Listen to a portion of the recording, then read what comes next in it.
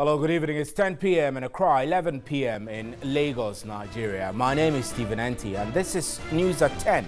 We're broadcasting live from the News Hub at Adisawe Kanda in Accra, and you can follow us, our live stream on Facebook and on 3news.com. Let's start with a look at the major news highlights for the day.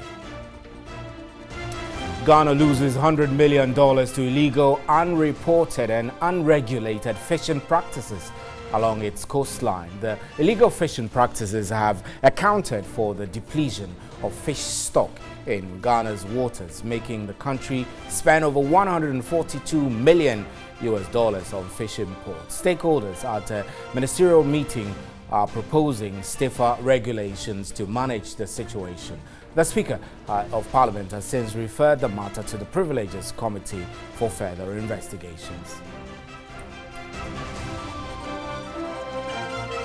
And oil marketing companies have started adjusting fuel prices at the pumps, despite governments activating the Price Stabilization and Recovery Levy Act to control recent price increases in petroleum products. TV3 Business has gathered some major oil marketing companies are expected to review prices after a similar move by Total over the weekend.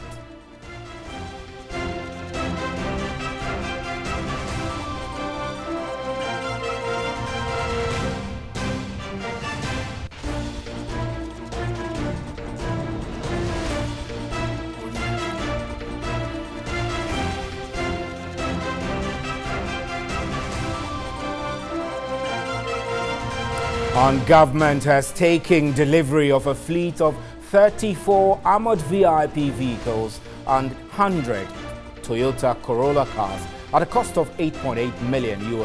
This follows the renegotiation of the terms of a contract signed by the previous government to procure 43 armored presidential Salon cars.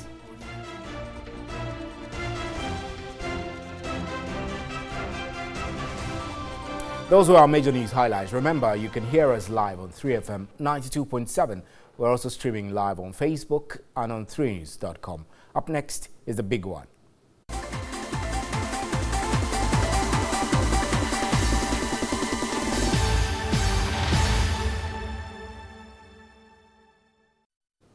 Welcome back. Now, the report by a 5-member special committee which investigated the levy and collection of sums of money by the Ministry of Trade and Industry from expatriate businesses has concluded that there is no merit in the allegations leveled against the Ministry of Trade and Industry and consequently clears the Ministry of any wrongdoing. The Speaker of Parliament has since referred the matter to the Privileges Committee for further investigations. Mr. Speaker, this particular paper of the committee's report was late, and therefore 48 hours have not lapsed. And I am at a loss why we are in a hurry on a matter of great public interest. Mr. Speaker, I got my copy. Chairman of the committee, Kwesi Ameyao, who read the report, said after their probe, they found no evidence to support the allegations made by some members of the minority that the Trade Ministry imposed levies on attendance of the Ghana Expatriate Business Awards event in Accra. Kwesi Ameyao indicated that evidence of the mover and seconder of the motion was full of speculations and the committee would not pander to it.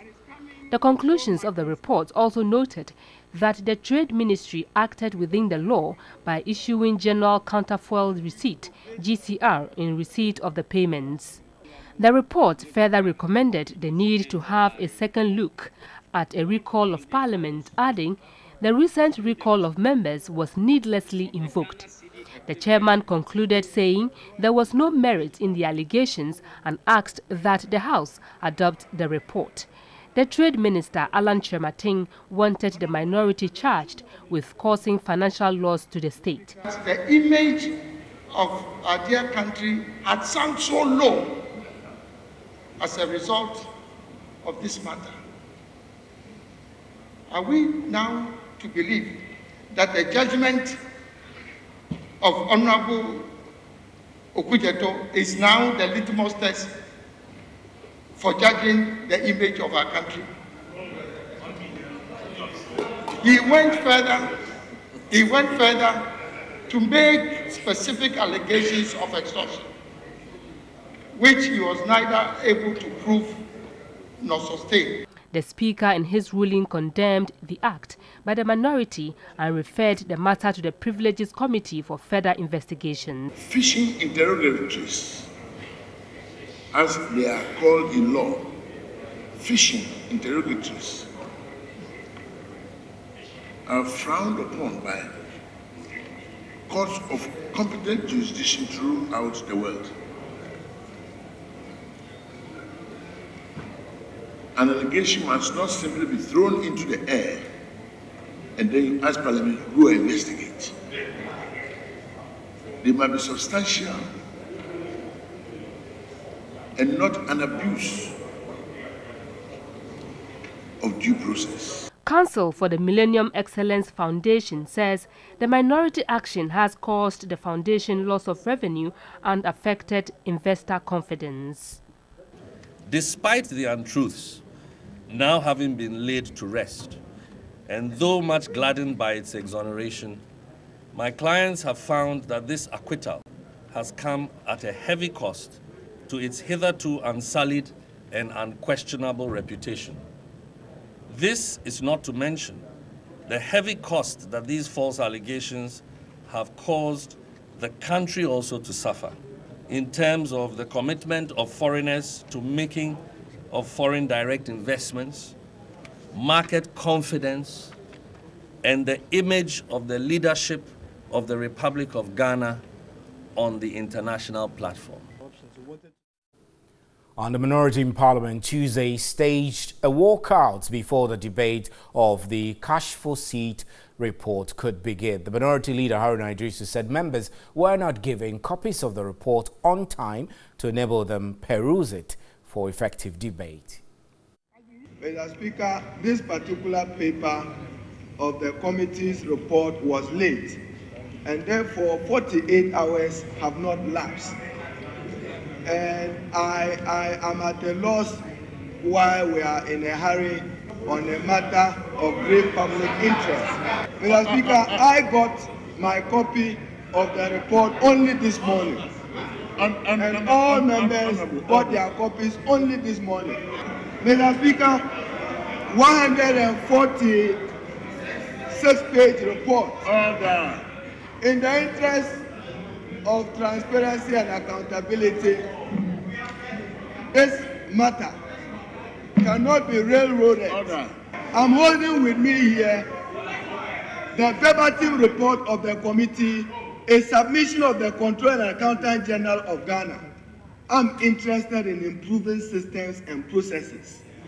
A very lucid and succinct point the Controller made. I'm yet to find it in the report.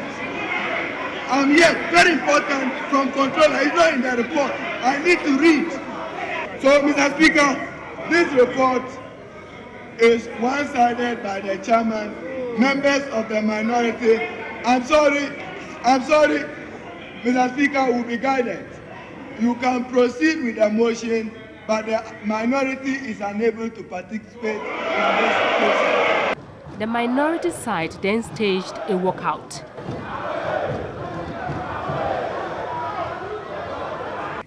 The Honorable Dr. Dominic Ayine was with them. They had considered everything together. When it came to considering the draft report generated by the chairman, the Speaker, he took the draft report, and for 2 days he went missing. The committee went looking for him to come and share his thoughts. He disappeared. They called him, sent him text messages. He refused to respond. When he did, after 12 midnight, on Wednesday, it was only to tell them that his laptop had crashed.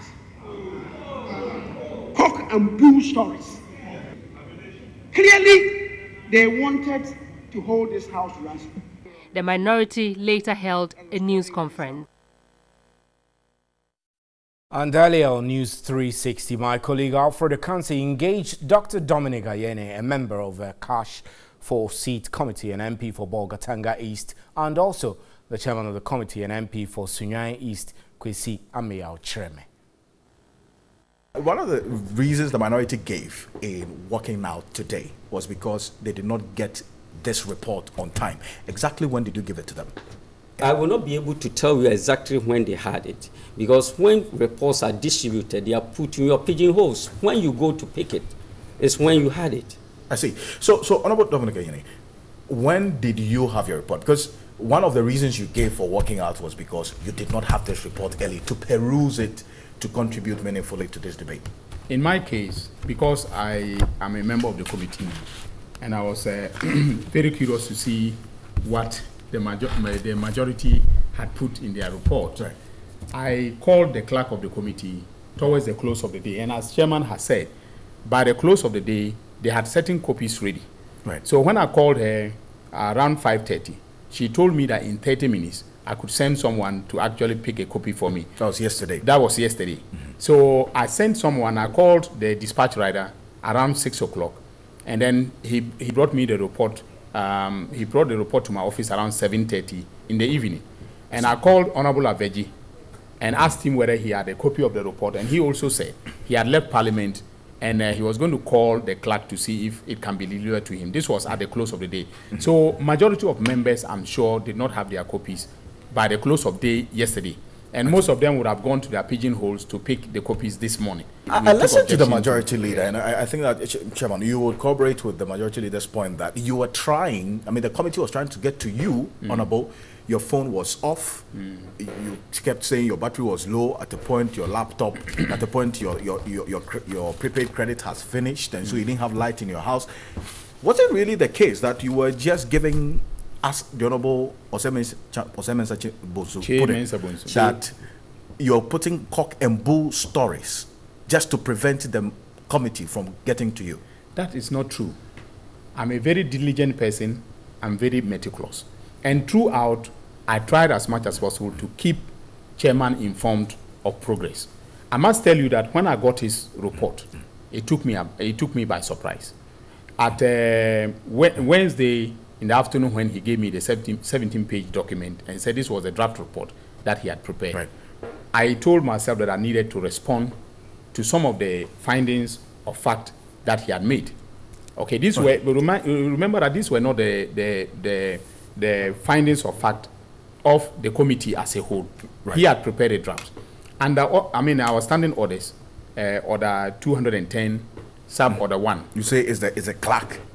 No, it's not that. I'm trying to say that order stipulates that members of a committee may generate reports for consideration by the committee. So it is, and then priority is given to the chairman's report. And so when he generated a report, I looked at the orders and I said, well, priority is given to his report. Right. But I'm also entitled to generate a report. That was the basis of my work. Watched you sit at a committee on television probing this matter. Yes. Now you come out with two different reports. I mean, what happened, Honorable? We worked for the first day. Second day, we all agreed that we wouldn't be able to meet the reporting time of 31st, which was Wednesday. And we were on Wednesday. That was Tuesday. So I even decided, I told them that all of us must go to Parliament to make a case for an extension. But the majority, that is, said, no, you go as a chairman to talk to the speaker and the leader for an extension whilst the rest of us work. So I left them and they worked. I returned around lunchtime. We had lunch. After that, I gave them my distributor. I didn't give him alone, to all of them, a draft report that I had developed. It was a draft. I see. And that was to serve as a guide for our subsequent meeting, because we had finished considering the summary of evidence. Interesting. That was when my brother here had a visitor, an architect friend, and he said he was leading him to his office. Right. He will be back. I said we couldn't meet at 2, as agreed, so we should make it 3. So he left, and we never saw him again. This is still news at 10. You can hear us live on 3FM 92.7. We'll be right back with more news. Please stay.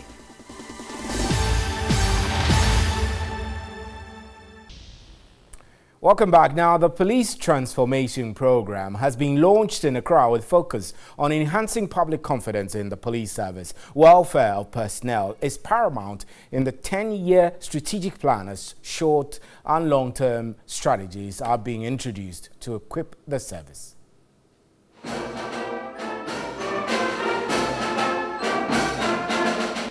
Globally, transformations require belief in the vision and commitment to every step along the way, respecting achievable benchmarks. I have no doubt at all that the IGP, with his guiding coalition, will pull this through. The Ghanaian public cannot wait to see you achieve your key performance indicators. We believe that the transformation agenda will be successful only when the officer on the ground is doing his best. So, he needs to be taken care of as far as his career development is concerned. The safety gear also comes into issue. Is he properly attired so that he can go out there confidently? Protective gears, vehicles, weapons, helicopters, boats for Marine Department. Their plans are far advanced, and we hope that very soon we're going to get what we require for the officer on the ground. It is in this regard that I encourage private entities, traditional authorities, and indeed the local government authorities to take interest in policing activities in their localities and also give a helping hand in this noble cause.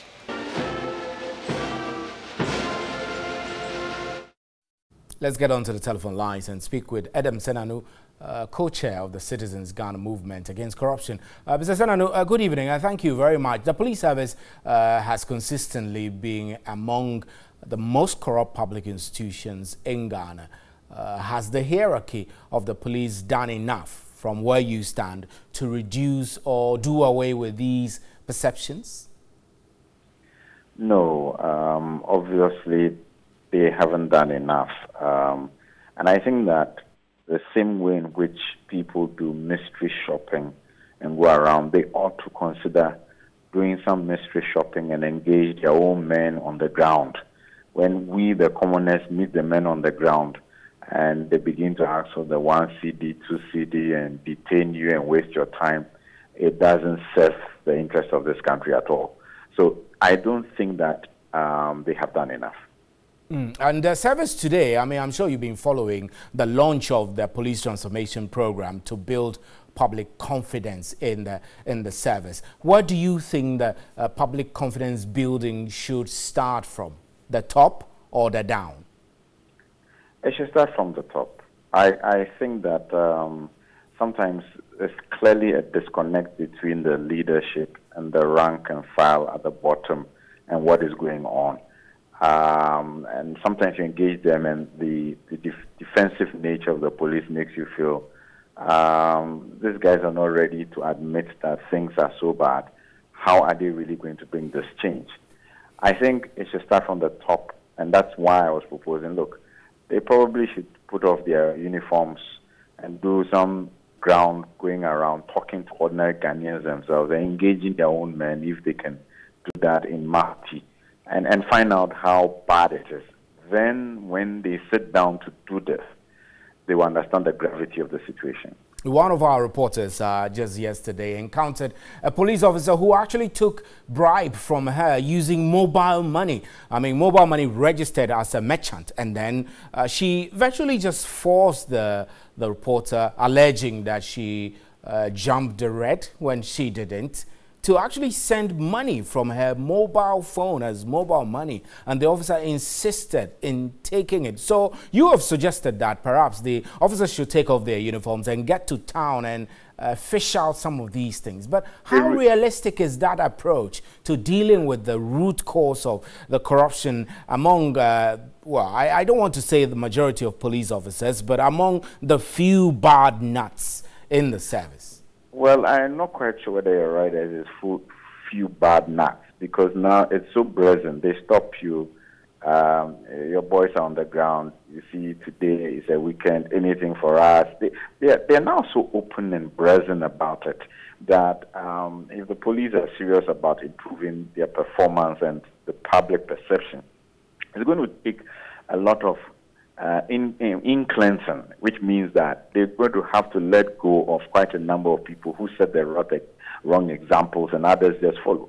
The example you've given is just typical. It's nothing new. Indeed, in our movement, we've had a lot of reports of intimidation, bullying, and victimization. People say, look, they force you, they intimidate you, and they compel you to give them money. And so what you're reporting is not new. But now that even they are going to accept mobile money, well, I hope that your reporter is willing to provide that number, because that's to set a precedent. I think that they have an uphill task, and the reality only sink in when they themselves go to the ground. It's not about us telling them and they debating it or refusing it or saying that CDD is not right or somebody else is not right. They should get to the ground themselves. Then they understand the magnitude of what they're talking about. And the IGP actually wants the police service to see the police service among the top 10 in the world. Is this realistic, or you say wishful thinking? You know, as a patriotic citizen, I certainly would love the police service to get to the first 10. But from where I sit today, it looks like that may be a mirage unless something extremely drastic is done, radical. Right. Mr. Senanu, thank you very much, and we're grateful for your time. My name is Stephen Enti, and thank you at home for making time to watch News at 10. I'm on behalf of the crew here, good night. There is more news at 3news.com.